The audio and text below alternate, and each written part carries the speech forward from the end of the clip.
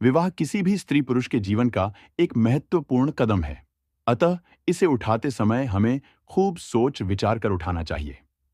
विवाह से हमारे जीवन की कई महत्वपूर्ण बातें जुड़ी हैं, जैसे स्त्री पुरुष का प्यार, यौन संबंध, बच्चे, जीवन के अन्य सुख, समाज में स्थान और जीवन में प्रगति व उन्नति। विवाह के बाद ही मनुष्य पूर्ण होता है, क्योंकि पुरुष को स्त्री और स्त्री को पुरुष मिलता है। इस प्रकार से वे दोनों एक दूसरे के पूरक बनते हैं। जन्म कुंडली मिलाने से यह पता चलता है कि दोनों के मिलने से क्या उन दोनों के संबंध विवाह के बाद ठीक रहेंगे या नहीं। हमारे शास्त्रों में मनुष्य के स्वभाव को 3 प्रकार का बताया गया है, जैसे देवता स्वभाव, राक्षस स्वभाव और मनुष्य स्वभाव। जन्म कुंडली में इसे गण कहते हैं। देवता स्वभाव वाले व्यक्ति का विवाह यदि राक्षस स्वभाव वाली स्त्री के साथ होगा, तो संभावना यही है कि वे दोनों सारी जिंदगी लड़ाई झगड़े, मनमुटाव और कलह में ही बिताएंगे।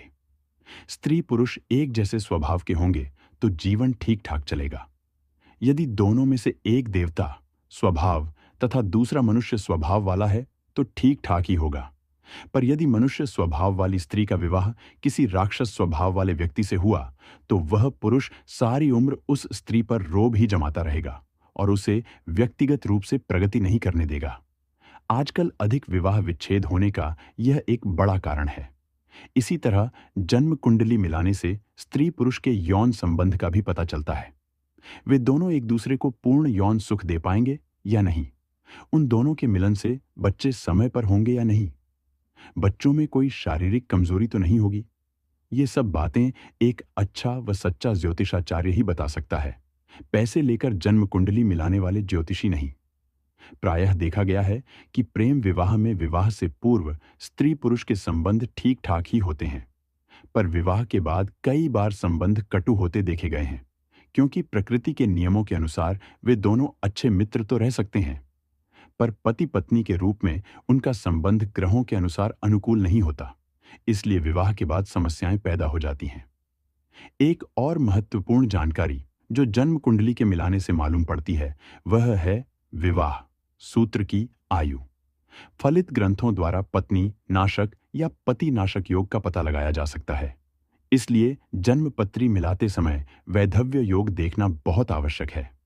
ऐसे विवाह का क्या लाभ जो कुछ ही समय में जीवन साथी का जीवन ही छीन ले।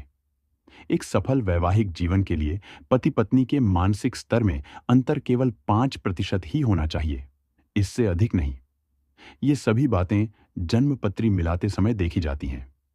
इस तरह कई कारणों से विवाह के समय जन्म पत्री मिलाना एक समझदारी की बात है, पर शर्त यह है कि दोनों की जन्मपत्रियां ठीक ठाक बनी हों और उनके बनाने वाले पंडित भी ज्ञानी रहे हों, वरना उस पर लिखी बातों का कोई अर्थ नहीं रह जाता। पर आजकल इन सब बातों पर लोग ध्यान नहीं देते।